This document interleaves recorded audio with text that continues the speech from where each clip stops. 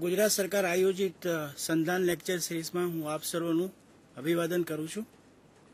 હું professor Tushar Pandya Sanjay waste કોલેજમાં ફિઝિક્સમાં અધ્યાપક છું અને આજે હું આપ સર્વને ફંડામેન્ટલ્સ ઓફ મોલિક્યુલર સ્પેક્ટ્રોસ્કોપી વિશે સમજ આપીશ.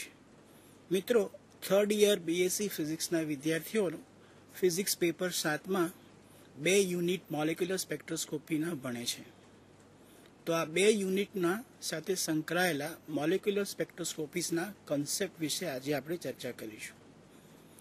મિત્રો, આપ અહીંયા જોઈ શકો છો કે what is a molecular spectroscopy. એટલે સૌપ્રથમ હું આપને સમજ આપીશ કે મોલિક્યુલર સ્પેક્ટ્રોસ્કોપી એટલે શું.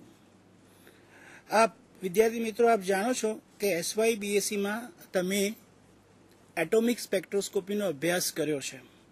આ એટોમિક સ્પેક્ટ્રોસ્કોપીના અભ્યાસમાં તમે જોયું કે જ્યારે કોઈ એટમ એક એનર્જી સ્તરથી બીજા એનર્જી સ્તર ઉપર સંક્રમણ કરે, એટલે કે ટ્રાન્ઝિશન થાય, ત્યારે વિચુંબકીય તરંગોનું ઉત્સર્જન થાય અથવા તો શોષણ થાય. તો આ શોષણ થયેલો ઇલેક્ટ્રોમેગ્નેટિક વે રેડિયેશન અથવા તો ઉત્સર્જિત થયેલું ઇલેક્ટ્રોમેગ્નેટિક રેડિયેશનનો તમે અભ્યાસ કરો, એને એનાલિસિસ કરો, એનું ઇન્ટરપ્રિટેશન કરો, એને સ્પેક્ટ્રોસ્કોપી કહેવાય. એટલે કે સ્પેક્ટ્રોસ્કોપીને સાદી ભાષામાં, લેમેન ભાષામાં આપણે એમ કહી શકીએ કે ટુ સી ધ ઇમેજ. મિત્રો, તમારે અહીંયા મોલિક્યુલર સ્પેક્ટ્રોસ્કોપીનો અભ્યાસ કરવાનો છે. એટલે બેઝિકલી મોલિક્યુલર સ્પેક્ટ્રોસ્કોપીને આપણે એમ વ્યાખ્યાયિત કરીશું કે interaction of electromagnetic waves with the molecules. તમે સેકન્ડ યર બીએસસીમાં ઇલેક્ટ્રોમેગ્નેટિક વેવ્સનું ઇન્ટરેક્શન એટમ વિશે ભણ્યા, જેને આપણે એટોમિક સ્પેક્ટ્રોસ્કોપી કીધું. અહીંયા આજે આપણે જે ચર્ચા કરવાના છીએ એને કહીએ છીએ કે interaction of electromagnetic waves with matter, એટલે કે મોલિક્યુલ્સ. એનો આપણે અભ્યાસ કરીશું, જેને આપણે મોલિક્યુલર સ્પેક્ટ્રોસ્કોપી કહીશું. સૌપ્રથમ આપણે મોલિક્યુલર સ્પેક્ટ્રોસ્કોપીનો અભ્યાસ કરીએ છીએ એ પહેલાં હું આપને એ સમજાવીશ કે શા માટે આપણે મોલિક્યુલર સ્પેક્ટ્રોસ્કોપીનો અભ્યાસ કરીએ છીએ. મોલિક્યુલર સ્પેક્ટ્રોસ્કોપી શા માટે ઇમ્પોર્ટન્ટ છે, what are the advantages of studying molecular spectroscopy વિશે આપણે થોડીક ચર્ચા કરીશું. ત્યારબાદ આપણે એ મોલિક્યુલર સ્પેક્ટ્રોસ્કોપિક, જેને ગુજરાતીમાં આણ્વિક વર્ણપટશાસ્ત્ર કહીશું, એના વિશે આપણે થોડીક ચર્ચા કરીશું. તમારા થર્ડ યર બીએસસી ફિઝિક્સના સિલેબસમાં 2 યુનિટ છે, એની આપણે ચર્ચા છાણાવરથી કરીશું. તો મિત્રો, અહીંયા મેં આપને દર્શાવ્યું છે કે મોલિક્યુલર સ્પેક્ટ્રોસ્કોપીનો અભ્યાસ 2 વસ્તુ માટે કરીએ છીએ. સૌપ્રથમ તો મોલિક્યુલરનું સ્ટ્રક્ચર સમજવા માટે. મોલિક્યુલરનું સ્ટ્રક્ચર કેવું છે, એ ડાયટોમિક છે, ટ્રાયટોમિક છે, પોલિએટોમિક છે. મોલિક્યુલરમાં રહેલા બોન્ડ્સ, જેને આપણે કહીએ છીએ મોલિક્યુલર બોન્ડ, તે મોલિક્યુલર બોન્ડની ટાઈપ સમજવા માટે, બોન્ડની સ્ટ્રેન્થ સમજવા માટે, એ બોન્ડની લેન્થ, જેને કહેવાય છે બોન્ડ લેન્થ, અને એ બોન્ડ વચ્ચે રહેલા એંગલ્સનો પણ અભ્યાસ કરવો હોય તો તમારે મોલિક્યુલર સ્પેક્ટ્રોસ્કોપીનો અભ્યાસ કરવો પડે. એટલે કે કોઈ પણ મોલિક્યુલના ફિઝિકલ પ્રોપર્ટી, કેમિકલ પ્રોપર્ટી અને થર્મોડાયનેમિક પ્રોપર્ટીનો તમારે અભ્યાસ કરવો હોય તો તમારે મોલિક્યુલર સ્પેક્ટ્રોસ્કોપી સ્ટડી કરવી પડે. મિત્રો, એટલા માટે આપણે મોલિક્યુલર સ્પેક્ટ્રોસ્કોપીનો સ્ટડી કરીશું. તો મોલિક્યુલર સ્પેક્ટ્રોસ્કોપીનો સ્ટડી કરતા પહેલા આપણે મોલિક્યુલ સાથે સંકળાયેલી વિવિધ ઉર્જાઓ, એટલે કે મોલિક્યુલ કેટલી ઉર્જા ધરાવે છે, એનો અભ્યાસ કરીને આપણે મોલિક્યુલર સ્પેક્ટ્રોસ્કોપી વિશે સમજ મેળવીશું. અહીંયા આપ જોઈ શકો છો કે મોલિક્યુલ સાથે સંકળાયેલી મેં 4 ઉર્જાઓ દર્શાવેલી છે. આપ અહીંયા જોઈ શકો છો કે જે પ્રથમ ઉર્જા, અહીંયા કોન્સોલ ઉપર જુઓ છો કે જે મોલિક્યુલ સાથે સંકળાયેલી જે ઉર્જાઓ છે, ધ એનર્જી છે. તો પહેલી એનર્જી જે મેં અહીંયા વ્યાખ્યાયિત કરી છે translation energy. This is because of the motion of centre of mass of the molecule. જે બીજી એનર્જી મોલિક્યુલ સાથે સંકળાયેલી છે, જેને આપણે કહીએ છીએ ઇલેક્ટ્રોનિક એનર્જી, અને આ energy is because of the motion of electron in the molecules. જે ત્રીજી એનર્જી મેં અહીંયા દર્શાવેલી છે, જેને આપણે કહીએ છીએ વાઇબ્રેશનલ એનર્જી. એ vibrational energy is because of the vibration of the nuclei. એટલે કે મોલિક્યુલમાં રહેલા જે 2 એટમ, આપણે ડાયટોમિક મોલિક્યુલની વાત કરીએ છીએ અહીંયા, એટલે કે મોલિક્યુલમાં રહેલા જે બે એટમ છે એ એટલે કે ન્યુક્લિયાઈ જ્યારે વાઇબ્રેટ થાય તો એ વાઇબ્રેશન સાથે સંકળાયેલી એનર્જીને આપણે વાઇબ્રેશનલ એનર્જી નામ આપ્યું છે.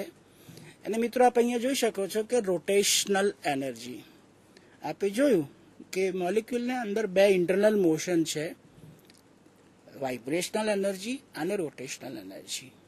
તમે ડાયટોમિક મોલિક્યુલની કલ્પના કરો મિત્રો તો તમને ખ્યાલ આવશે કે એમ ડાયટોમિક મોલિક્યુલમાં બે ડિસિમિલર એટમ હોય. આ બે ડિસિમિલર એટમ સેન્ટર ઓફ માસની આસપાસ ઘૂર્ણન કરતા હોય એટલે રોટેશન કરતા હોય. તો આ રોટેશન સાથે સંકળાયેલી ઉર્જાને આપણે રોટેશનલ એનર્જી કીધું. એટલે કે આ જે ચાર એનર્જી દર્શાવી છે, ઇલેક્ટ્રોનિક એનર્જી, વાઇબ્રેશન એનર્જી અને રોટેશનલ એનર્જી, એમાં જે ટ્રાન્સલેશન એનર્જી છે એ ક્વોન્ટાઇઝ નથી, કારણ કે મોલિક્યુલ્સની સાઇઝ બહુ સૂક્ષ્મ છે. જ્યારે એ મોલિક્યુલ જે સેમ્પલ છે એ સેમ્પલ જે તમે પાત્રમાં રાખ્યું હોય એ પાત્રની સાઇઝ મોટી છે. એટલે કે ટ્રાન્સલેશન એનર્જી એ ક્વોન્ટાઇઝેશનનો કોન્સેપ્ટમાં આપણે મૂકતા નથી, એ ક્વોન્ટાઇઝ નથી. એટલે ટ્રાન્સલેશન એનર્જી વિશે આજે આપણે અભ્યાસ નહીં કરીએ. મોલિક્યુલ સાથે સંકળાયેલી જે ત્રણ મુખ્ય ઉર્જાઓ છે, ઇલેક્ટ્રોનિક એનર્જી, વાઇબ્રેશન એનર્જી અને રોટેશનલ એનર્જી સાથે જ આપણે ચર્ચા કરીશું. કારણ કે મોલિક્યુલના જે સ્પેક્ટ્રા છે એ આ ત્રણ ઉર્જાઓને લીધે જ મોલિક્યુલર સ્પેક્ટ્રા આવે છે. મિત્રો, એટોમિક સ્પેક્ટ્રા અને મોલિક્યુલર સ્પેક્ટ્રા વચ્ચે તફાવત છે. મોલિક્યુલર સ્પેક્ટ્રા કોમ્પ્લેક્સ સ્પેક્ટ્રા છે, કારણ કે અહીંયા ત્રણ વિવિધ ઉર્જાઓ છે અને આ ત્રણ ઉર્જાઓમાં જ્યારે મોલિક્યુલ સંક્રમણ કરે ત્યારે તમને મોલિક્યુલર સ્પેક્ટ્રા પ્રાપ્ત થાય છે. એટલે આજે હું તમને મોલિક્યુલર સ્પેક્ટ્રામાં ત્રણ જે મોલિક્યુલર સ્પેક્ટ્રા છે, રોટેશનલ સ્પેક્ટ્રા, વાઇબ્રેશનલ સ્પેક્ટ્રા અને ઇલેક્ટ્રોનિક સ્પેક્ટ્રા વિશે હું ચર્ચા કરીશ. પણ સૌપ્રથમ ચર્ચા કરતા પહેલાં આપણે આ ત્રણેય એનર્જી વિશે થોડીક માહિતી લઈશું અને ત્યારબાદ આપણે દરેક સ્પેક્ટ્રા વિશે ડિટેલમાં માહિતી મેળવીશું. સૌપ્રથમ અહીંયા આપ જોઈ શકો છો કે જે મોલિક્યુલર એનર્જી વિશે મેં જોયું, અહીંયા એક સમીકરણ મેં લખ્યું છે કે total energy equal to total energy of the molecule. એને મેં સમેશન આપ્યું કે translation energy plus electronic energy plus vibrational energy plus rotational energy. આપ જોઈ શકો છો કે જે આ ટ્રાન્સલેશન એનર્જી ક્વોન્ટાઇઝ નથી, એટલે total energy of the molecules એ કેવી થશે? Electronic energy plus vibration energy plus rotational energy થશે. હવે આપ અહીંયા જુઓ કે જે ઇલેક્ટ્રોનિક એનર્જી છે એ ઇલેક્ટ્રોનિક એનર્જી જ્યારે મોલિક્યુલ સંક્રમણ કરે એનર્જી લેવલ્સમાં, તો આ ઇલેક્ટ્રોનિક એનર્જી જે છે એ તમારા વિઝિબલ રેડિયેશન, અહીંયા મેં નીચે ઇલેક્ટ્રોમેગ્નેટિક સ્પેક્ટ્રમ દર્શાવેલો છે મિત્રો, આપ જોઈ શકો છો કે આ ઇલેક્ટ્રોમેગ્નેટિકમાં આ ઇન્ફ્રારેડ રિજિયન છે, અહીંયા આ અલ્ટ્રાવાયોલેટ રિજિયન છે, ને અહીંયા એક વિન્ડો દેખાય છે. This window is a visible radiation. એટલે આ વિન્ડો છે, આ વિન્ડો એ વિઝિબલ રેડિયેશન છે. આ વિઝિબલ રેડિયેશનમાં આ ઇલેક્ટ્રોનિક એનર્જી સંક્રમણ થાય. એટલે કે ઇલેક્ટ્રોનિક સ્પેક્ટ્રા તમને જ્યારે પ્રાપ્ત થાય તો ઇલેક્ટ્રોનિક સ્પેક્ટ્રામાં ઉત્પન્ન થયેલી રેખાઓ, વર્ણપટ રેખાઓ અથવા વર્ણપટ બેન્ડ્સ, એ વર્ણપટ બેન્ડ્સ એ આ વિઝિબલ રેડિયેશનમાં આવે છે. તેવી જ રીતે મિત્રો આજે વાઇબ્રેશનલ એનર્જી વિશે જે વાત કરી, એ વાઇબ્રેશનલ એનર્જી જે સ્પેક્ટ્રા છે એ વાઇબ્રેશનલ એનર્જીનો સ્પેક્ટ્રમ મોલિક્યુલર જે વાઇબ્રેશનલ સ્પેક્ટ્રા આપે એ તમને નિયર ઇન્ફ્રારેડ રિજિયન, અહીંયા તમે જોઈ શકો છો જે આ દર્શક અહીંયા છે, આ જે રિજિયન છે એ નિયર ઇન્ફ્રારેડ રિજિયન છે. એટલે કે જ્યારે મોલિક્યુલ ટ્રાન્ઝિશન કરે, જ્યારે વાઇબ્રેશનલ લેવલમાં મોલિક્યુલ એક વાઇબ્રેશનલ એનર્જી લેવલથી બીજી વાઇબ્રેશનલ એનર્જીમાં જ્યારે સંક્રમણ થાય ત્યારે ઉત્સર્જિત ફોટોન અથવા તો શોષિત ફોટોનની જે તરંગ લંબાઈ આવે એ તરંગ લંબાઈ સાથે સંકળાયેલી જે ઉર્જા, એ ઉર્જા આ પટ્ટામાં અહીંયા આવશે. તેવી જ રીતે આપ જોઈ શકો છો કે જે રોટેશનલ એનર્જી છે, this is because of the rotation of the both the atoms. એ રોટેશનલ એનર્જી ને બેઝિકલી જ્યારે રોટેશનલ ટ્રાન્ઝિશન થાય, જ્યારે મોલિક્યુલ એક રોટેશનલ એનર્જી લેવલ ઉપરથી બીજા રોટેશનલ એનર્જી ઉપર સંક્રમણ કરે, આ સંક્રમણમાં ઉત્સર્જન પણ થઈ શકતું હોય છે, આ સંક્રમણમાં શોષણ પણ થાય, એટલે કે ફોટોનનું ઉત્સર્જન થાય અથવા તો ફોટોનનું શોષણ થાય. તો શોષિત ફોટોન અથવા તો ઉત્સર્જિત ફોટોનની તરંગ લંબાઈ અથવા તો એ ફોટોન સાથે સંકળાયેલી ઉર્જા એ ફાર ઇન્ફ્રારેડ રિજિયન આવે છે. આ ફાર ઇન્ફ્રારેડ રિજિયન એ ઓલમોસ્ટ માઇક્રોવેવ સાથે કોઇન્સાઇડ થાય, એટલે કે આ રોટેશનલ જે સ્પેક્ટ્રા છે, આ રોટેશનલ સ્પેક્ટ્રાને આપણે ઘણીવાર માઇક્રોવેવ સ્પેક્ટ્રા તરીકે નામ આપીએ છીએ. આ વાઇબ્રેશનલ સ્પેક્ટ્રા જેમાં આ વાઇબ્રેશનલ સ્પેક્ટ્રા જે નિયર ઇન્ફ્રારેડ રિજિયનમાં કહે છે, એટલે એને ઇન્ફ્રારેડ સ્પેક્ટ્રા કહીએ છીએ. એટલે વાઇબ્રેશનલ સ્પેક્ટ્રાને ઘણીવાર આપણે ઇન્ફ્રારેડ સ્પેક્ટ્રા કહીશું. અને આ રોટેશનલ સ્પેક્ટ્રા છે એ મિત્રો આપણે એ સ્પેક્ટ્રાને આપણે બેઝિકલી ઇન માઇક્રોવેવ સ્પેક્ટ્રોસ્કોપી તરીકે કહી શકીશું. હવે મિત્રો આપ જોઈ શકો છો કે ઇલેક્ટ્રોમેગ્નેટિક સ્પેક્ટ્રમમાં આ મોલેક્યુલર એનર્જીના સ્થાન વિશે આપે ખ્યાલ આવ્યો. હવે એનાથી થોડોક માહિતી મેળવ્યા પછી હવે આપણે થોડીક ડિટેલમાં માહિતી મેળવીશું. તો સૌપ્રથમ આપણે રોટેશનલ સ્પેક્ટ્રા વિશે ચર્ચા કરીશું. મિત્રો આપ જોઈ શકો છો કે રોટેશનલ સ્પેક્ટ્રાનું first of all what is the molecular requirement. તો કે મોલેક્યુલર રિક્વાયરમેન્ટ રોટેશનલ સ્પેક્ટ્રા માટે સૌપ્રથમ છે કે આપેલ મોલેક્યુલ એ પરમેનન્ટ ડાયપોલ મોમેન્ટ ધરાવતો હોવો જોઈએ. એટલે કે તમારી પાસે જો કોઈ હિટ્રોન્યુક્લિયર મોલેક્યુલ હોય, એટલે કે હિટ્રોન્યુક્લિયર એટલે કે HCl છે, HF છે, HBr છે, જે બધા મોલેક્યુલ જે છે એ બધા હિટ્રોન્યુક્લિયર મોલેક્યુલ કહેવાય કે જેમાં 2 ડિસિમિલર એટમ હોય. આ 2 ડિસિમિલર એટમ હોવાથી આ મોલેક્યુલ પરમેનન્ટ ડાયપોલ મોમેન્ટ ધરાવે છે. આવા મોલેક્યુલ જ્યારે ઇલેક્ટ્રોમેગ્નેટિક રેડિયેશન સાથે ઇન્ટરેક્ટ થાય, અહીંયા આપ જોઈ શકો છો કે અહીંયા એક મેં બતાવેલ છે આ જે તરંગ આ વેવ આપ જોઈ શકો છો. This is a oscillating electric field of the electromagnetic wave. આ ઇલેક્ટ્રોમેગ્નેટિક વેવ સાથે સંકળાયેલું ઓસિલેટિંગ ફિલ્ડ છે. આ ઓસિલેટિંગ ફિલ્ડમાં એક મોલેક્યુલ કે જે હિટ્રોન્યુક્લિયર મોલેક્યુલ છે એ ઇન્ટરેક્ટ થાય છે. હવે જ્યારે આ હિટ્રોન્યુક્લિયર મોલેક્યુલ ઓસિલેટિંગ ઇલેક્ટ્રિક ફિલ્ડમાં આવે એટલે હિટ્રોન્યુક્લિયર મોલેક્યુલમાં 2 વિજાતીય વિદ્યુતભાર છે, ધન વિદ્યુતભાર અને ઋણ વિદ્યુતભાર, એ ઇલેક્ટ્રિક ફિલ્ડ સાથે ઇન્ટરેક્ટ થવાથી they will experience a force. I mean to say that oscillating electric field A dipole ઉપર ટોર્ક એક્ઝર્ટ કરશે. આ ટોર્ક એક્ઝર્ટ થવાથી ડાયપોલ આઈ મીન મોલેક્યુલને રોટેશનલ એનર્જીમાં ફેરફાર થશે. એટલે કે આપણે જોયું કે ટોર્ક ક્યારે એક્ઝર્ટ થયો કે જ્યારે આ ડાયપોલ 2 વિજાતીય વિદ્યુતભાર ધરાવે, આ મોલેક્યુલ જ્યારે 2 વિજાતીય વિદ્યુતભાર ધરાવે ત્યારે જ આ ટોર્ક એક્ઝર્ટ થયો. એનો મતલબ એમ થયો કે જ્યારે રોટેશનલ સ્પેક્ટ્રોસ્કોપીનો સ્ટડી કરવો હોય તો મોલેક્યુલ પાસે પરમેનન્ટ ડાયપોલ મોમેન્ટ હોવી જરૂરી છે. હોમોન્યુક્લિયર મોલેક્યુલને જો તમે આ ઇલેક્ટ્રિક ફિલ્ડમાં મૂકો તો ટોર્ક એક્ઝર્ટ થશે નહીં. એટલે કે ડાયપોલ મોમેન્ટ ના હોવાથી આ મોલેક્યુલર રોટેશનલ સ્પેક્ટ્રા આપતા નથી. એટલે મિત્રો આપ જુઓ છો કે પરમેનન્ટ ડાયપોલ મોમેન્ટ હોવાથી જ તમને રોટેશનલ સ્પેક્ટ્રામાં રોટેશનલ એનર્જીમાં ફેરફાર થયો. રોટેશનલ એનર્જીમાં ફેરફાર થવાથી રોટેશનલ ટ્રાન્ઝિશન્સ થાય. રોટેશનલ ટ્રાન્ઝિશન થવાથી તમને રોટેશનલ સ્પેક્ટ્રા મળે છે. અહીંયા જોઈ શકો છો કે the energy separation between the adjacent rotational level, એટલે કે 2 રોટેશનલ લેવલ વચ્ચે એનર્જીનો તફાવત 1 to 300 સેન્ટીમીટર ઇન્વર્સ આવશે. એટલે અહીંયા આપ જોઈ શકો છો કે રોટેશનલ એનર્જી લેવલ વચ્ચેનું સ્પેસિંગ 1 સેન્ટીમીટર ઇન્વર્સથી 300 સેન્ટીમીટર ઇન્વર્સ છે. અને મેં આપને જોયું ઇલેક્ટ્રોમેગ્નેટિક સ્પેક્ટ્રમ વિશે વાત કરી કે જે રોટેશનલ લાઇન્સ છે, રોટેશનલ લાઇન્સ એ ફાર ઇન્ફ્રારેડ રિજિયનમાં પડે છે. એટલે કે તમે તેની તરંગ લંબાઈ માપો તો તરંગ લંબાઈ તમારી જે આવશે એ ફાર ઇન્ફ્રારેડ રિજિયનની આવશે. એટલે કે તરંગ લંબાઈની જે રેન્જ છે એ 10⁻² માઇક્રોન ટુ 10⁻4 માઇક્રોન આવશે. એટલે મિત્રો આટલી સમજ લીધા પછી હવે રોટેશનલ સ્પેક્ટ્રા વિશે થોડીક ડિટેલમાં માહિતી લઈશું. આપ જોઈ શકો છો કે જો તમારે રોટેશનલ સ્પેક્ટ્રોસ્કોપી ભણવી હોય તો મોલિક્યુલના વિવિધ મોડલ તમારે સમજવા પડે. તો સૌપ્રથમ સિમ્પલ મોડલ લઈએ કે મોલિક્યુલ એઝ અ રિજિડ રોટેટર.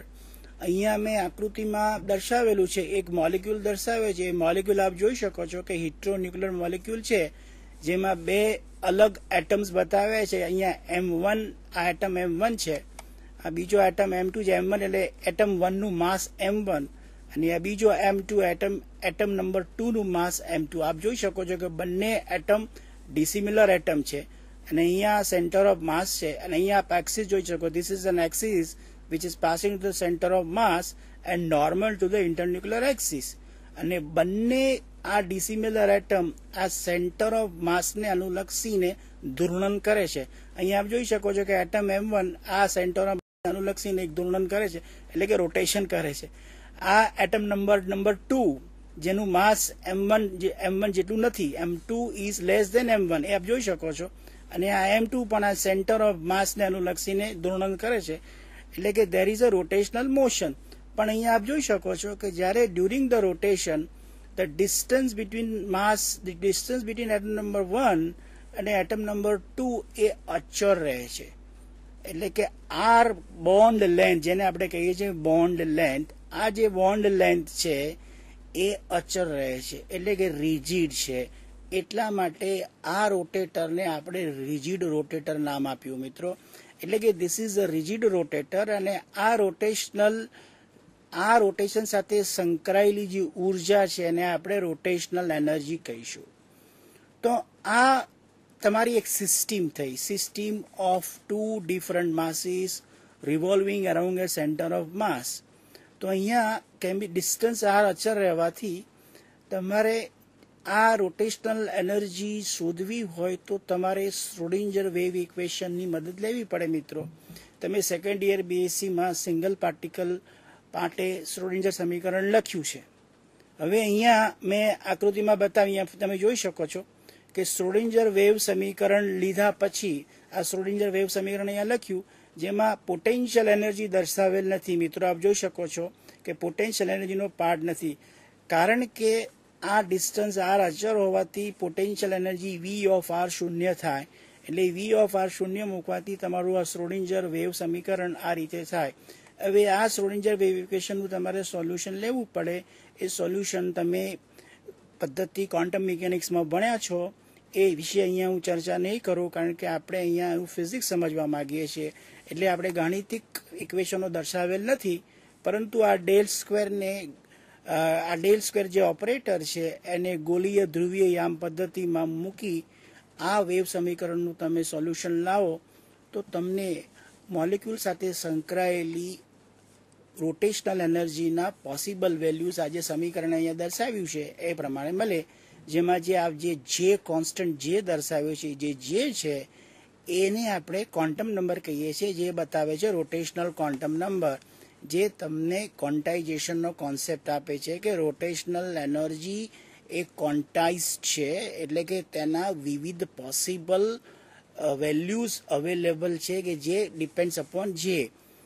એટલા માટે તમે જોયું કે જે is A rotational quantum number which is integer, અને જે પોસિબલ વેલ્યુ છે જે ઇક્વલ ટુ 0.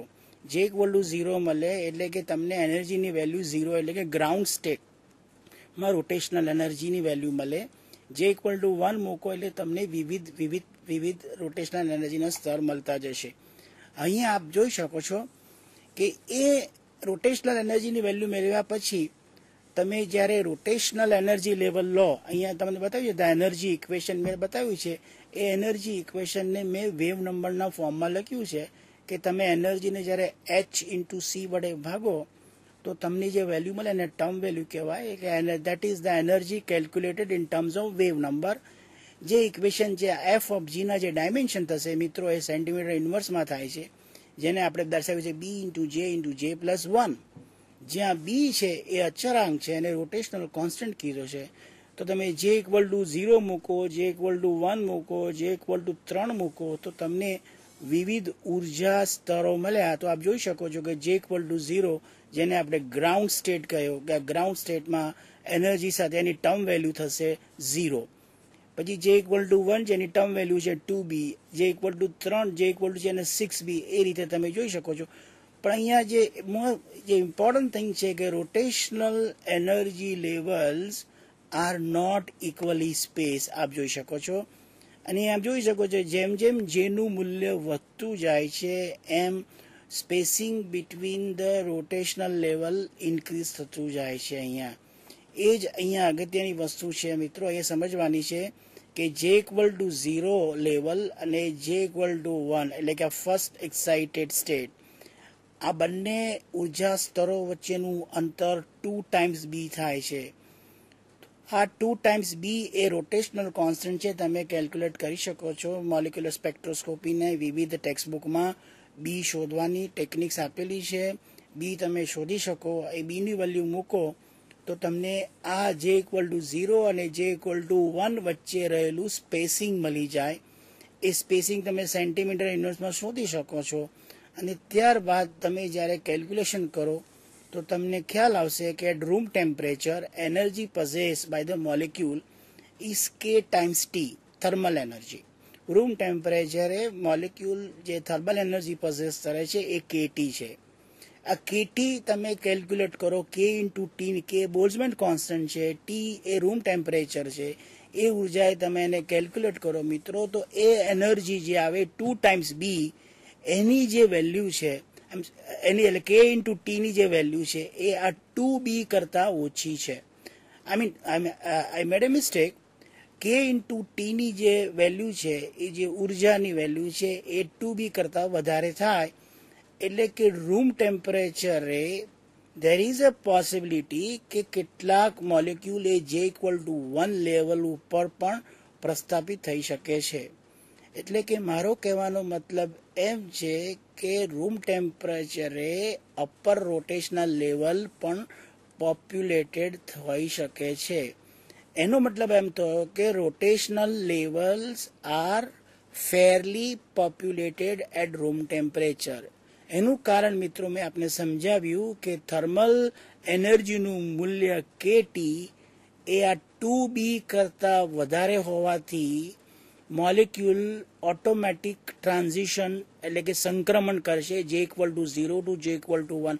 અને ઘણીવાર કેટલાક મોલિક્યુલમાં જે ઇક્વલ ટુ 1 ટુ 2 અને જે ઇક્વલ ટુ 2 ટુ 3 માં ટ્રાન્ઝિશન થઈ શકે છે. એટલે રૂમ ટેમ્પરેચરે, ઓર્ડિનરી ટેમ્પરેચરે rotational levels are fairly populated. જે એક અગત્યની વાત છે એ આપણે આગળ ચર્ચા કરીશું. જ્યારે વાઇબ્રેશન એનર્જીની ચર્ચા કરીશું ત્યારે હું આપને સમજાવીશ કે જ્યારે વાઇબ્રેશનલ લેવલ તમે કેલ્ક્યુલેટ કરશો શ્રોડિંજર વેવ સમીકરણની મદદથી, અને આપ જોશો કે vibrational levels are not equally space, એ હું આપને સમજાવીશ. એ વખતે હું ચર્ચા કરીશ કે vibrational levels are not fairly populated at room temperature, પણ rotational level of a diatomic molecules are fairly populated at room temperature. અને એ વિશે આપણે સમજી અને આગળ આપણે ચર્ચા કરીશું. અને કારણ કે વાઇબ્રેશનલ સ્પેક્ટ્રા જ્યારે સમજીશું ત્યારે આ વસ્તુ અગત્યની છે કે rotational levels are fairly populated અને vibrational levels are not fairly populated. That I would like to discuss after some time. હવે આપ જોઈ શકો છો નેક્સ્ટ સ્લાઇડમાં કે રોટેશનલ એનર્જી લેવલ શોધવા માટે તમારે અહીંયા સમીકરણ દર્શાવ્યું છે કે વેવ નંબરનું સમીકરણ લખ્યું છે કે અહીંયા જોજો એફ ઓફ જે prime A term value of the upper rotational level અને આ એફ ઓફ જે double prime A term value of the lower rotational number. એટલે કે અહીંયા આગળ જે ન્યૂ બતાવ્યો છે કે જ્યારે મોલિક્યુલ લોઅર રોટેશનલ લેવલથી અપર રોટેશનલ લેવલ પર સંક્રમણ કરે ત્યારે શોષિત ફોટોનની ઉર્જા કેટલી છે, શોષિત ફોટોનનું વેવ નંબર કેટલો છે એ આ સમીકરણથી દર્શાવે છે. એટલે કે એબ્ઝોર્બ ફોટોનનો વેવ નંબર કેટલો થયો કે 2b જે ડબલ પ્રાઇમ પ્લસ 1. જો ફોટોન જે ઇક્વલ ટુ 0 ટુ જે ઇક્વલ ટુ 1 માં સંક્રમણ કરે તો અહીંયા જે ડબલ પ્રાઇમ ઇક્વલ ટુ 0 મૂકવાના. જો ફોટોન જે ઇક્વલ ટુ 1 ટુ 2 પર સંક્રમણ કરે તો અહીંયા જે ઇક્વલ ટુ 1 ટુ 2 મૂકવાના. મિત્રો હવે આપણે આગળ જોઈશું કે અહીંયા આગળ મેં બતાવ્યું કે જેની પોસિબલ વેલ્યુ 0, 1, 2 છે. એટલે અહીંયા આપ જોઈ શકો છો કે જે લોએસ્ટ રોટેશનલ લેવલ છે જેની ટર્મ વેલ્યુ છે 0 છે, ધ ફર્સ્ટ એક્સાઇટેડ રોટેશનલ લેવલની ટર્મ વેલ્યુ 2b છે, એવી રીતે આપ જોઈ શકો છો કે rotational level are not equally space. એટલે કે હવે તમે જોયું કે ટ્રાન્ઝિશન્સ થાય છે, પણ જે ટ્રાન્ઝિશન્સ થાય છે એટલે કે મોલિક્યુલ લોઅર રોટેશનલ એનર્જી લેવલથી અપર રોટેશનલ એનર્જી લેવલમાં ફોટોનનું શોષણ કરીને સંક્રમણ કરે, પણ આ સંક્રમણ એ આર્બિટરી નથી. અહીં આપ જોઈ શકો છો કે molecular transition among the rotational level અહીંયા એક સિલેક્શન રૂલ આપ દર્શાવેલ છે. મોલિક્યુલર ટ્રાન્ઝિશન રોટેશનલ સ્પેક્ટ્રોસ્કોપીમાં જે અમે બતાવ્યું કે રોટેશનલ જે સિલેક્શન રૂલ જે બતાવે, સિલેક્શન રૂલ ડેલ્ટા જે ઇક્વલ ટુ +or-1 છે મિત્રો. એટલે કે +or-1 હોવાથી આપ જોઈ શકો છો કે 0 to 1 ટ્રાન્ઝિશન્સ થાય. જ્યારે 0 to 1 ટ્રાન્ઝિશન થયું ત્યારે તમને જે એક શોષણ રેખા મળી જેનો વેવ નંબર છે 2b. જે બીજું જ્યારે સંક્રમણ થયું જે ઇક્વલ ટુ 1 to 2 આ સંક્રમણ જે આ ટ્રાન્ઝિશન્સ થયું એ શોષણ રેખાની જે વેવલેન્થ છે અથવા તો વેવ નંબર છે 4b છે. આપ જોઈ શકો છો કે 0 to 1 transition, 1 to 2 transition, 2 to 3 transition, 3 to all transitions are possible કારણ કે rotational levels are fairly populated.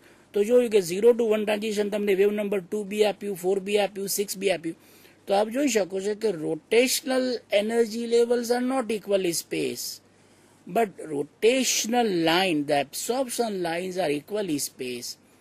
આ જે સ્પેક્ટ્રમ મળ્યો એને કહેવાય રોટેશનલ સ્પેક્ટ્રમ. તો રોટેશનલ સ્પેક્ટ્રમમાં આપણે જોયું કે you are getting discrete rotational lines. These lines are equally spaced. અને બંને ક્રમિક વર્ણપટ જે રેખા આવી, આ બંને વર્ણપટ ક્રમિક શોષણ રેખાઓ છે, આ બંને રેખાઓ વચ્ચેનું અંતર 2 times b આપ જોઈ શકો છો, જ્યાં b એ રોટેશનલ કોન્સ્ટન્ટ છે. એટલે મિત્રો તમે આ બે ક્રમિક વર્ણપટ રેખા વચ્ચેનું જો અંતર એક્સપેરિમેન્ટલી શોધી નાખો તો તમને 2b મળી જાય, અને 2b મળ્યા પછી તમે ગણતરી કરો તો તમને મોલિક્યુલર બોન્ડ લેન્થ મળે. મોલિક્યુલર બોન્ડ લેન્થ મળ્યા પછી તમને રિડ્યુસ માસ મળે. રિડ્યુસ માસ મળવાથી તમને મોલિક્યુલની મોમેન્ટ ઓફ ઇનર્શિયા મળે. અને આ બધી જે પ્રોપર્ટી થઈ એ ફિઝિકલ પ્રોપર્ટી થઈ.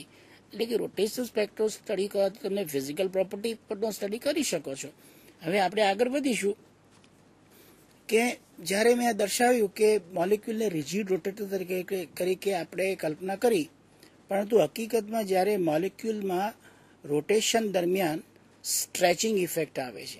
એટલે કે જ્યારે મોલિક્યુલ રોટેટ થતો હોય, એટલે કે જ્યારે બંને એટમ રોટેટ થતા હોય ત્યારે કેમિકલ બોન્ડ જે બોન્ડ લેન્થ છે એ એકચ્યુઅલી સ્ટ્રેચ થાય છે. During the rotation there is A stretching effect. આ સ્ટ્રેચિંગ ઇફેક્ટ થવાથી ડ્યુરિંગ ધ રોટેશન જે ઇન્ટરન્યુક્લિયર ડિસ્ટન્સ જે આપણે કેમિકલ બોન્ડ લેન્થ આર જે મેં આકૃતિમાં દર્શાવેલું હતું એ આર કોન્સ્ટન્ટ રહેતું નથી. એટલે કે આરના મૂલ્યમાં બદલાય છે. એટલે કે આર રિજિડ રહેતું નથી, આર બદલાય. એટલે કે ડ્યુરિંગ ધ રોટેશન બંને જે એટમ છે ડિસિમિલર એટમ એ સેન્ટર ઓફ માસથી થોડા દૂર જવા પ્રયત્ન કરે. એને આપણે એ દર્શાવવા માટે આપણે આગળ એક સમીકરણ દર્શાવ્યું છે, પણ સૌપ્રથમ આપણે ચર્ચા કરીશું કે મોલિક્યુલ એ હકીકતમાં રિજિડ રોટેટર નથી. એક્સપેરિમેન્ટલી પણ આપણે ઓબ્ઝર્વ કર્યું છે. એક્સપેરિમેન્ટલી ઓબ્ઝર્વ કર્યું કે જે રોટેશનલ લાઇન્સ મળી એ વચ્ચેનું જે સ્પેસિંગ છે કોન્સ્ટન્ટ થિયોરિટિકલી આપણે સાબિત કર્યું. એક્સપેરિમેન્ટલી તમે જ્યારે મેઝર કરો છો ત્યારે એવું પ્રાપ્ત થાય છે કે actually they are not constant, the spacing is not constant, it is slightly changing.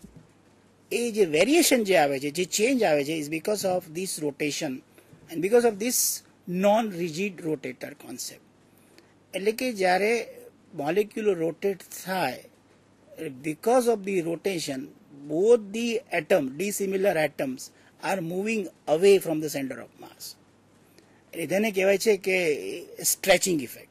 આ સ્ટ્રેચિંગ ઇફેક્ટ થવાથી આરમાં વધારો થયો. આરમાં વધારો થવાથી રોટેશનલ કોન્સ્ટન્ટમાં ઘટાડો થાય, કારણ કે rotational constant is inversely proportional to the internuclear distance r. B equal to h/8 pi square mu r square c, where r is a bond length. એટલે મિત્રો આપ જોઈ શકો છો કે આર બદલવાથી બી બદલાય છે અને બી બદલવાથી તમારું આ ટર્મ વેલ્યુ બદલાય છે. એટલે કે જ્યારે નોન રિજિડ રોટેટરનો તમે કોન્સેપ્ટ લો અને નોન રિજિડ રોટેટરના કોન્સેપ્ટ લીધા પછી તમે જ્યારે ઉત્સર્જિત અથવા તો શોષિત ફોટોનની તમે વેવ નંબર શોધો તો નોન રિજિડ રોટેટરના કોન્સેપ્ટ લીધા પછી તમને જે ઉત્સર્જિત જે ફોટોન આવે છે એની જે વેવ નંબર છે એ આપ જોઈ શકો છો. હવે આપ જુઓ કે નોન રિજિડ રોટેટરના કોન્સેપ્ટથી તમે જ્યારે એક્સપેક્ટેડ સ્પેક્ટ્રમ લેવા જાઓ તો તમારે રોટેશનલ એનર્જી લેવલ દોરવા પડે. તો રોટેશનલ એનર્જી લેવલ જોઈ શકો છો. તો અહીંયા જે ડાબી બાજુ જે લેફ્ટ સાઈડમાં બતાવે છે એ રિજિડ રોટેટરના રોટેશનલ એનર્જી લેવલ દર્શાવેલા છે. જ્યારે રાઈટ હેન્ડ સાઈડમાં આપ જોઈ શકો છો કે this are the rotational energy level of non rigid rotator. તો આપ જોઈ શકો છો કે નોન રિજિડ રોટેટરના એનર્જી લેવલ એ રિજિડ રોટેશન લેવલ કરતાં થોડાક નીચા, એટલે કે there is a energy difference of delta E આપ જોઈ શકો છો. ઇનિશિયલી આ ડેલ્ટા ઈ એ ઓછો છે, પરંતુ જેમ જેમ જેનું મૂલ્ય વધતું જાય છે એમ આ energy separation is increasing less rapidly. આપ યુ કેન સી ધેટ. એટલે આપ જોઈ શકો છો કે this is the concept of non rigid rotator. એટલે આ અહીંયાથી આપ મિત્રો આપને ખ્યાલ આવશે કે રિજિડ રોટેટર અને નોન રિજિડ રોટેટર લેવાથી રોટેશનલ એનર્જીમાં અને રોટેશનલ એનર્જી લેવલ્સમાં શું ફેરફાર આવે છે એ આપ જોઈ શકો છો. અહીંયા જે આ કોન્સ્ટન્ટ ડી દર્શાવેલો છે એ કોન્સ્ટન્ટ ડી એ બેઝિકલી એ રોટેશનલ મોશન થવાથી જે સ્ટ્રેચિંગ ઇફેક્ટ આવી એ કોન્સ્ટન્ટ ડીને સેન્ટ્રીફ્યુગલ ડિસ્ટોર્શન કોન્સ્ટન્ટ કહે છે, જેનું મૂલ્ય એ બી કરતાં ઘણું જ ઓછું છે. એટલે આપ જોઈ શકો છો કે જે એનર્જી ડિફરન્સ ડેલ્ટા ઈ આપે જોયું આપે કે જે ઇક્વલ ટુ ઝીરોમાં બંને એનર્જી લેવલ કોઇન્સાઇડ થાય છે, પરંતુ જેમ જેમ જે વધતો જાય છે એમાં એનર્જી ડિફરન્સ ડેલ્ટા ઈ વધતો જાય છે. પણ આ જે ઇન્ક્રીઝ આ ડેલ્ટા ઈ જે change in delta E is increasing less rapidly because D is very very small. હવે આપણે આગળ વધીશું મિત્રો કે રોટેશનલ સ્પેક્ટ્રમનો અભ્યાસ કર્યા પછી આપણે વાઇબ્રેશન સ્પેક્ટ્રમનો અભ્યાસ કરીશું. મેં તમને દર્શાવ્યું કે મોલેક્યુલ એ 3 વિવિધ ઉર્જાઓ ધરાવે છે. તો રોટેશનલ એનર્જીના ટ્રાન્ઝિશન લીધા પછી હવે વાઇબ્રેશન એનર્જીનો વિચાર કરીએ તો આપ અહીંયા જોઈ શકો છો કે વાઇબ્રેશનલ સ્પેક્ટ્રા ક્યારે આવે કે જ્યારે મોલેક્યુલ એક વાઇબ્રેશન એનર્જી લેવલથી બીજા વાઇબ્રેશન એનર્જી લેવલ ઉપર સંક્રમણ કરે, એટલે કે ટ્રાન્ઝિશન થાય. આ ટ્રાન્ઝિશનમાં જનરલી શોષણ ટ્રાન્ઝિશન આપણે શોષણ વનપટનો અભ્યાસ કરીએ છીએ. એટલે કે મોલેક્યુલ જ્યારે ફોટોનનું શોષણ કરી એક ઉર્જા સ્તરમાંથી બીજા ઉર્જા સ્તર તરફ જાય ત્યારે તમને વાઇબ્રેશનલ ટ્રાન્ઝિશન મળે અને આ વાઇબ્રેશન ટ્રાન્ઝિશન થવાથી વાઇબ્રેશન સ્પેક્ટ્રા મળે. આ વાઇબ્રેશન સ્પેક્ટ્રા તમે જોયું કે એ ઇન્ફ્રારેડ રિજનમાં મળે છે. આ ઇન્ફ્રારેડ સ્પેક્ટ્રા છે. એટલે ઇન્ફ્રારેડ સ્પેક્ટ્રા મળવાથી તમને વાઇબ્રેશનલ એનર્જી લેવલ મળે. એ વાઇબ્રેશન એનર્જી લેવલ્સ મળ્યા તો કે એનર્જી લેવલ ના જે છે તો કે બે વાઇબ્રેશનલ એનર્જી લેવલ વચ્ચેનો એનર્જી તફાવત કેટલો આવે છે તો કે 300 થી 4500 સેન્ટીમીટર ઇન્વર્સનો છે. એટલે કે બે ક્રમિક વાઇબ્રેશનલ લેવલ વચ્ચેનો એનર્જી ડેલ્ટા ઈ આટલો થાય. વાઇબ્રેશનલ સ્પેક્ટ્રાની જે વણપટ રેખાઓ અહીંયા રેખા નહીં મળે પણ અહીંયા વણપટ પટ્ટા એટલે કે બેન્ડ્સ મળશે. એ હું સમજાવીશ કે જે બેન્ડ્સ મળે છે ઇન્ફ્રારેડ બેન્ડ્સ મળે છે એ બેન્ડની તમે તરંગ લંબાઈઓ શોધો. એ તરંગ લંબાઈ એ 1 માઇક્રોનથી 10⁻² માઇક્રોનના રિજિયનમાં આવે છે, જે આપણે ઇલેક્ટ્રોમેગ્નેટિક સ્પેક્ટ્રમની મેં ચર્ચા કરી ત્યારે દર્શાવ્યું. ધ મોલેક્યુલર રિક્વાયરમેન્ટ અહીંયા એ જ છે કે મોલેક્યુલ એ હિટ્રોન્યુક્લિયર મોલેક્યુલ હોવો જોઈએ. એટલે કે જ્યારે આપાત ઇલેક્ટ્રોમેગ્નેટિક વેવ મોલેક્યુલ ઉપર ઇન્ટરેક્ટ થાય તે મોલેક્યુલ સાથે મોલેક્યુલ સાથે ઇન્ટરેક્શન થાય, એ ઇન્ટરેક્શન થવાથી વાઇબ્રેશનમાં ફેરફાર થાય છે. એટલે કે ડાયપોલ મોમેન્ટ બદલાય છે. ડાયપોલ મોમેન્ટ બદલાય એટલે ઓસિલેટિંગ ડાયપોલ મોમેન્ટ થઈ. ઓસિલેટિંગ ડાયપોલ મોમેન્ટ થવાથી ઓસિલેટિંગ ડાયપોલ રેડિએટ્સ અથવા ઇટ મે એબ્ઝોર્બ્સ. અહીંયા આપણે એબ્ઝોર્પ્શન સ્પેક્ટ્રાની વાત કરીએ છીએ. એટલે કે there is a oscillating dipole moment and because of the oscillating dipole moment you have vibrational spectra. આ વાઇબ્રેશન સ્પેક્ટ્રાનો સ્ટડી આપણે કરીશું. અહીંયા આગળ જો આપ જોઈ શકો છો તો કે અહીંયા આગળ મેં આ પોટેન્શિયલ એનર્જી કર્વ બતાવ્યો છે. અહીંયા મેં નીચે દર્શાવેલું છે. અહીંયા આપ ડાયટોમિક મોલિક્યુલ જોઈ શકો છો કે 2 dissimilar masses they are vibrating about the internuclear axis. આ જે બોન્ડ છે એને મેં એક સ્પ્રિંગથી દર્શાવેલ છે કે this is basically considered as a harmonic oscillator. In case of vibrational spectra, we are considering molecule as a harmonic oscillator. અહીંયા આપ જોઈ શકો છો કે બંને એટમ એ એના ઇક્વિલિબ્રિયમ પોઝિશનથી વાઇબ્રેટ થાય છે. એટલે કે આ વાઇબ્રેશન એ પોટેન્શિયલ એનર્જી, એ કયા પોટેન્શિયલ એનર્જીના સાનિધ્યમાં આ બંને એટમ વાઇબ્રેટ થાય છે? તો કે એ એનર્જી છે 1/2 kx², એટલે કે પોટેન્શિયલ એનર્જી. આપણે જ્યારે રોટેશનલ સ્પેક્ટ્રા લીધા ત્યારે વાઇબ્રેશન નહોતું ગણ્યું, વાઇબ્રેશનને આપણે ઇગ્નોર કરેલા હતા, એટલે પોટેન્શિયલ એનર્જી શૂન્ય મૂકી હતી. પરંતુ અહીંયા આપણે both the atoms are vibrating about the internuclear axis under the influence of potential energy. This potential energy is known as harmonic potential. I mean, this is a potential energy, and this potential energy નું જે મૂલ્ય છે એ 1/2 kx², એટલે કે parabolic છે. આપ જોઈ શકો છો કે અહીંયા મેં પોટેન્શિયલ એનર્જી કર્વ દોર્યો છે મિત્રો, કે આ જે છે એક્સ એક્સિસ એમાં ઇન્ટરન્યુક્લિયર ડિસ્ટન્સ બતાવે છે x=0. આ જે 0 છે it is a distance of equilibrium. તો જ્યારે મોલિક્યુલ વાઇબ્રેટ થાય તો આ આર બદલવાથી પોટેન્શિયલ એનર્જીનું વેરિએશન આપ જોઈ શકો છો એ એક્ઝેક્ટલી પેરાબોલિક છે. એટલે કે શ્રોડિંજર સમીકરણમાં પોટેન્શિયલ એનર્જી 1/2 kx² નું આ મૂલ્ય મૂકો અને શ્રોડિંજર વેવ સમીકરણને તમે સોલ્વ કરો. મિત્રો, તમે ફિઝિક્સ પેપર 6માં સિમ્પલ હાર્મોનિક ઓસિલેટર વિશે અભ્યાસ કર્યો છે, અને એ સિમ્પલ હાર્મોનિક ઓસિલેટરમાં તમે આ પોટેન્શિયલ એનર્જીનું ફોર્મ મૂકી અને ઓસિલેટર સાથે સંકળાયેલી વાઇબ્રેશનલ એનર્જી તમે ફિઝિક્સ પેપર 6માં કેલ્ક્યુલેટ કરી છે. એટલે કે શ્રોડિંજર સમીકરણ સોલ્વ કરી તમે પોસિબલ વાઇબ્રેશનલ એનર્જી અહીંયા આ બધા દર્શાવેલી છે. જો અહીંયા આગળ એચ ન્યૂ ઓસિલેટિંગ, આ ક્લાસિકલ ફ્રીક્વન્સી ઓફ ઓસિલેટર છે, ફ્રીક્વન્સી ઓફ ઓસિલેટર છે, જેને આપણે ન્યૂ ઓસિલેટિંગ દર્શાવ્યું છે. This is nu plus r, where nu is a quantum number which represent different vibrational state. અહીંયા the important thing એ છે કે જ્યારે તમે nu =0 મૂકો, તો nu =0 મૂકવાથી જે એનર્જી જે પ્રાપ્ત થાય છે શૂન્ય પ્રાપ્ત નથી થતી, પરંતુ you get some energy. This energy =1/2 h nu oscillating at nu =0, જેને આપણે 0 point energy કીધું ભાઈ. This 0 point energy represent that vibration never dies. A 0 point energy ની વ્યાખ્યા આપ જોઈ શકો છો. અહીંયા કોન્સેપ્ટ ઓફ 0 point energy નો તમે કોન્સેપ્ટ લીધો. તો કે આ જે ન્યૂ છે એ વાઇબ્રેશનલ ક્વોન્ટમ નંબર છે જે બદલાતા રહે છે. એ વાઇબ્રેશનલ ક્વોન્ટમ નંબરની જુદી જુદી મૂલ્ય મૂકવાથી તમને જુદા જુદા વાઇબ્રેશનલ પોસિબલ વાઇબ્રેશનલ એનર્જી લેવલ્સ મળ્યા. તમે જોયું કે rotational energy level equally space નથી, પરંતુ વાઇબ્રેશનલ એનર્જી લેવલ ઇક્વલી સ્પેસ થયા. અહીંયા જે તમે મોડલની કલ્પના કરી છે, અહીંયા જે તમે મોડલ લીધું છે એ molecule as a harmonic oscillator લીધું, જેમાં પોટેન્શિયલ એનર્જી તમે પેરાબોલિક લીધી. આ પોટેન્શિયલ એનર્જી પેરાબોલિક લેવાથી તમે જે એનર્જી આઇગન વેલ્યુઝ મળ્યા એ એનર્જી આઇગન વેલ્યુઝની મૂલ્યો આ સમીકરણ તમે શોધ્યા.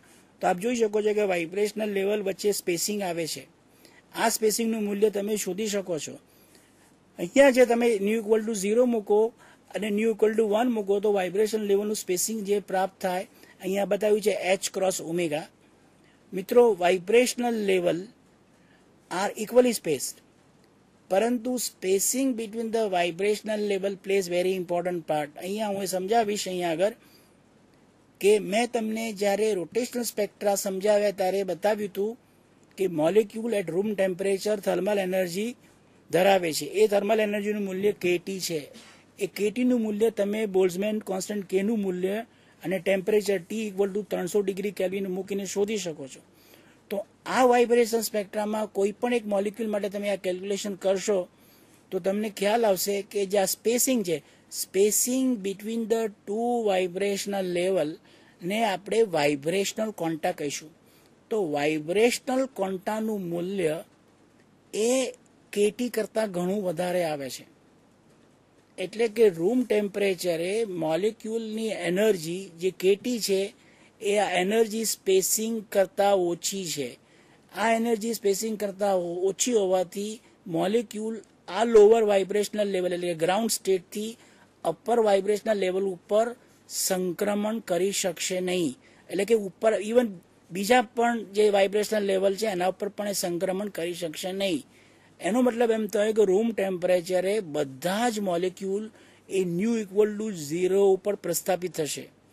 એનો મતલબ એમ થયો કે the new equal to 0 is a level which is highly populated, જ્યારે રોટેશનલ લેવલ વેર ફેરલી પોપ્યુલેટેડ. તો વાઇબ્રેશનલ સ્પેક્ટ્રોસ્કોપીનો તમે સ્ટડી કરવાથી તમે એક વસ્તુનો તમે સમજ મળી કે lowest vibrational level that is the ground vibrational state is highly populated.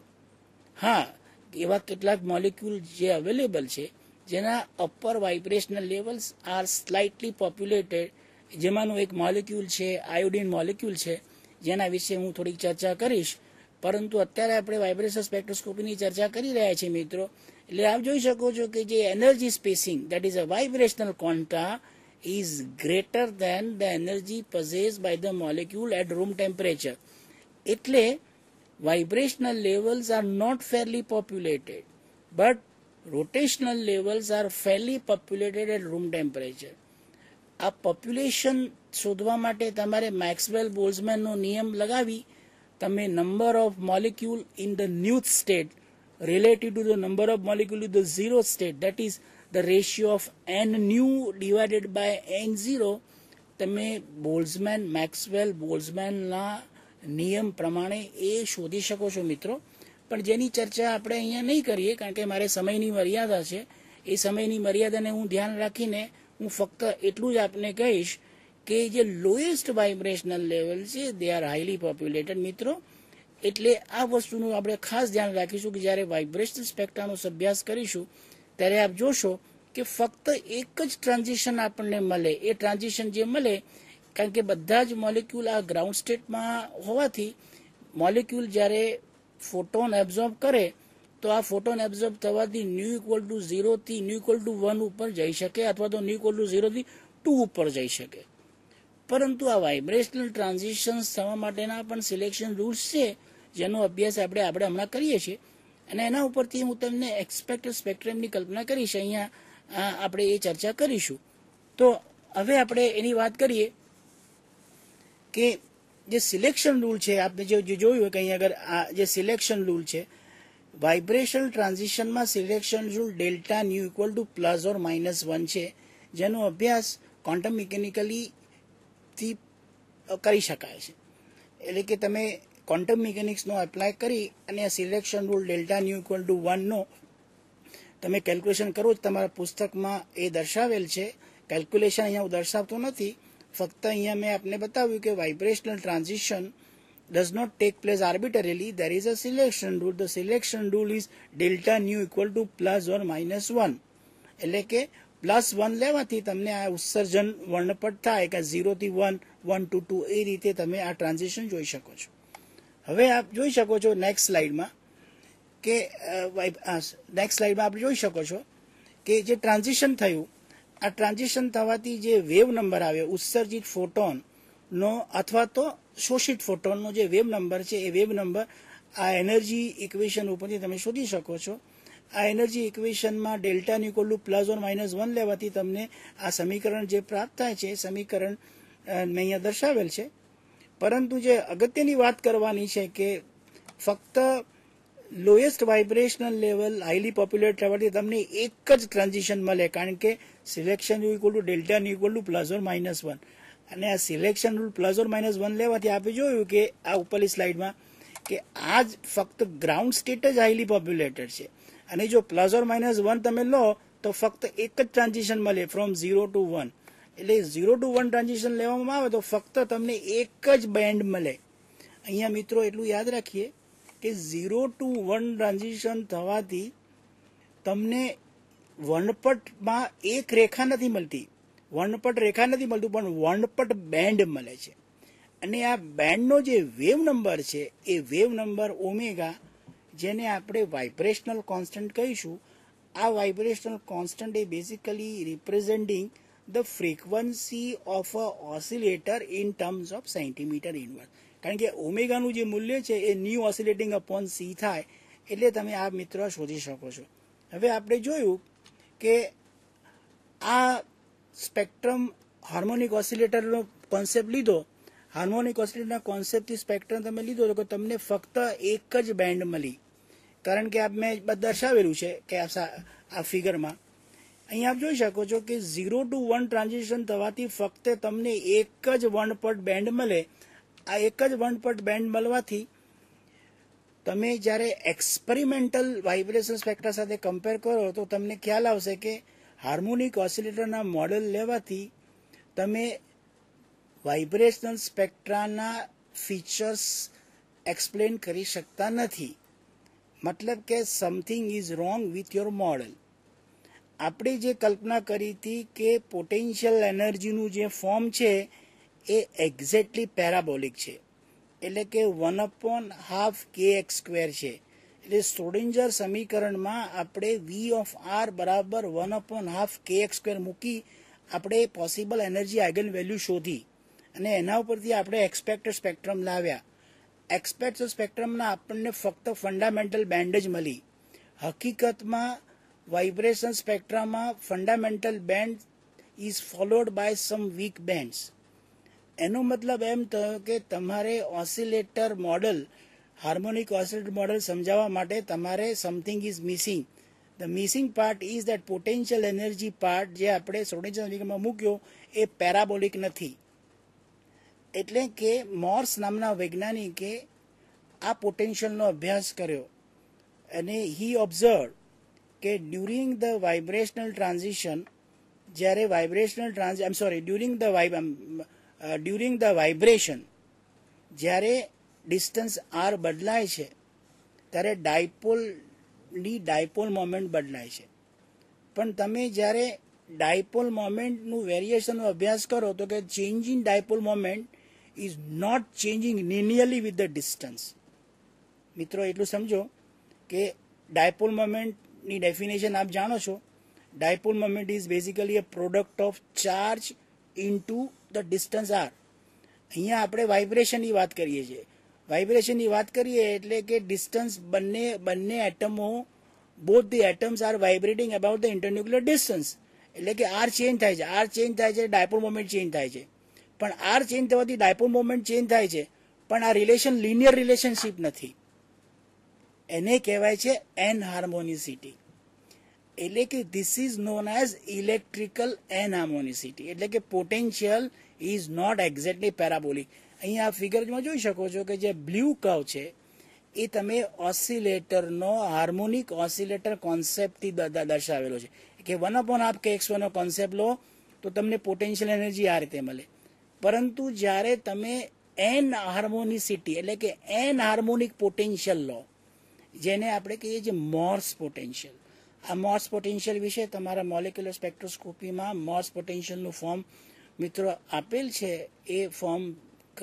એ ફોર્મનો ઉપયોગ કરીને તમે આ પોટેન્શિયલ એનર્જી કર્વ તમે દોરી શકો છો. મિત્રો આપ કમ્પ્યુટર પ્રોગ્રામ જાણો છો.